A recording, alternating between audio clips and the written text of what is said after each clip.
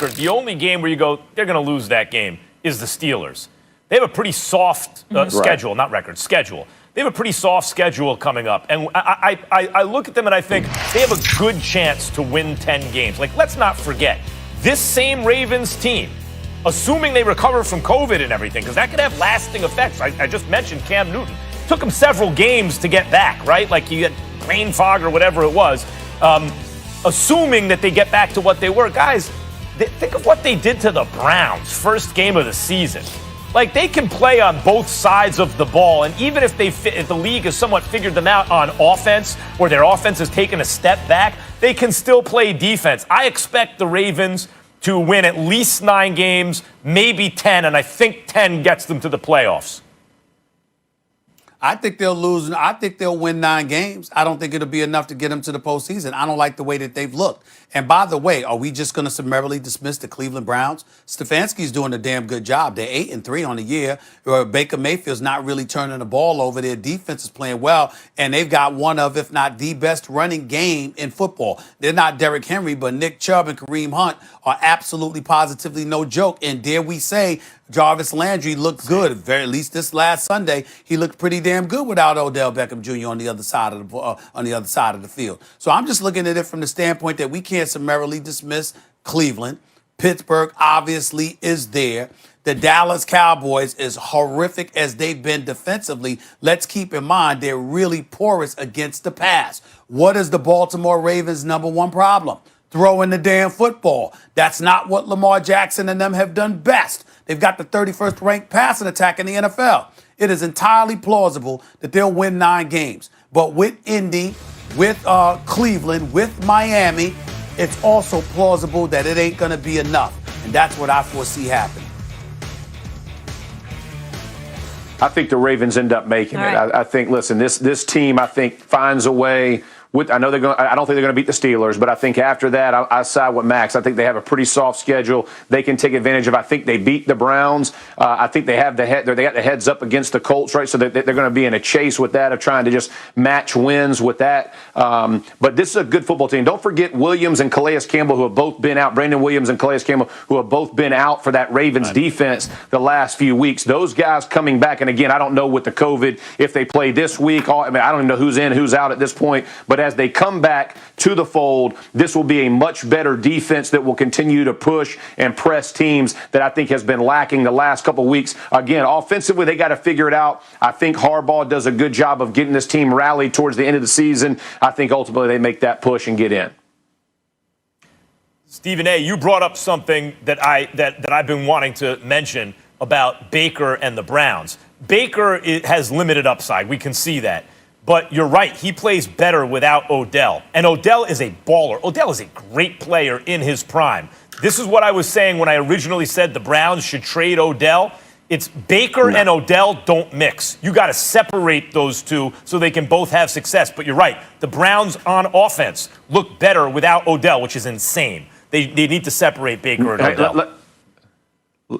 Let me say this. You know why the Browns look better? Because Chubb got healthy. That's why their offense looks better. Hey, but you don't even have to have the conversation about Mayfield at this point. When Nick Chubb came back in that offense and Callahan with that run game, that's a totally different football team. OBJ, Landry, whoever you want to talk about, the bottom line is they can run that rock, and that makes everybody susceptible on the back end. So why are Landry's numbers coming up? Why does Mayfield look better? Because Chubb's back in the action. Make no mistake about how that offense runs. One guy, Nick Chubb. Don't miss the name because that dude's what's driving that Cleveland Brown train. With Kareem Hunt, that's tough. Hey, very tough. Yeah, Jeff, we have like 20 seconds left. Real quick, yes or no? I asked the guys earlier, do you think the Eagles need to clean house? I think they're going to end up getting rid of their GM and potentially coach. I think when you look at the roster, they're just lacking. I don't think Carson Wentz is a throw. I think with the number he has, I think you keep him around rehab. Of receivers, I'm not trying to hear about, it's the coach.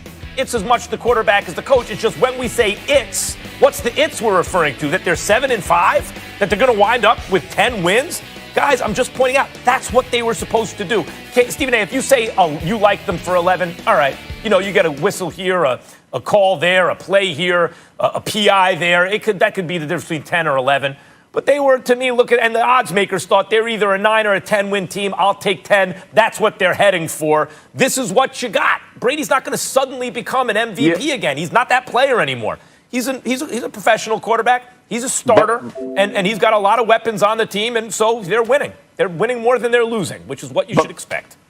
But Max, like I hear you in the overall record. My concern is the regression that you're seeing in the offense as a whole, right? Or I guess they haven't reached the potential I thought they would have gotten to by this point. That's the part that concerns me. It's not their overall record, whether they're going to win the NFC South or not. I thought this would be a team to be feared in the playoffs, but by the style that they're playing, that's not even a question right now, because you're seeing them play against good teams and really get dressed down. That's my concern. Is I would have thought they would be ascending into the playoffs because I thought it would take time. I just haven't seen them catch up that much, and I did think defense was going to have to carry them. So top 10, whatever. But from the past perspective, they got to get, because I think that's going to carry them. But to your point, their overall record, I get it. But I'm saying I thought they were going to be a force to be reckoned with come playoff time because of the weeks. It just hasn't gotten there as fast as I thought it was going to happen.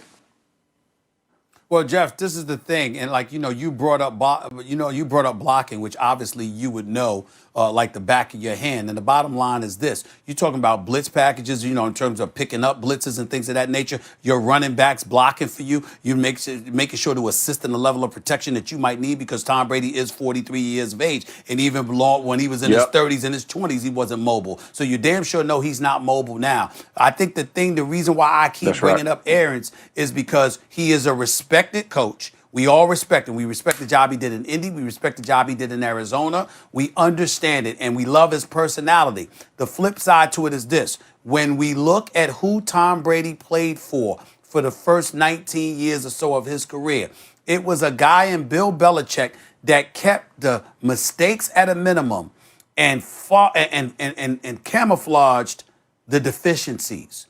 Bruce Arians is not doing that.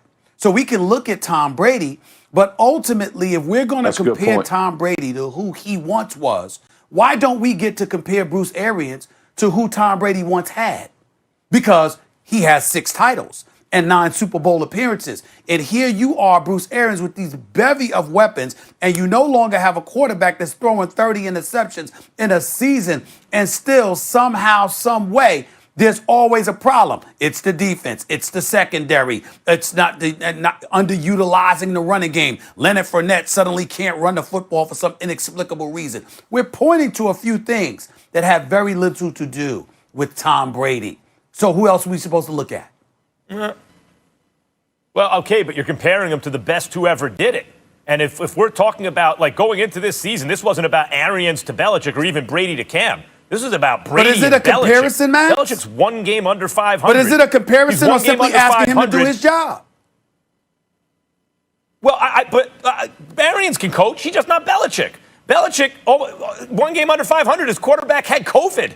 They had no defense. They have no offense. They have no nothing. And they're a couple plays away from a 7-4 record. Yeah, he's doing fine. This is what I expected him to do. He could be better, sure. He could be worse. I expected better. Right. Got a 43-year-old quarterback. All right, guys, I want to get in another subject here, if we don't mind. The Ravens-Steelers, they're playing tomorrow. So the Ravens are now in 3rd in the AFC North, still in the playoff hunt, with the wild card expanding to 3 teams this year. But tomorrow they could be farther back. Their game's at 3:40 p.m. Eastern in Pittsburgh. Max, do you think the Ravens are going to even reach the playoffs?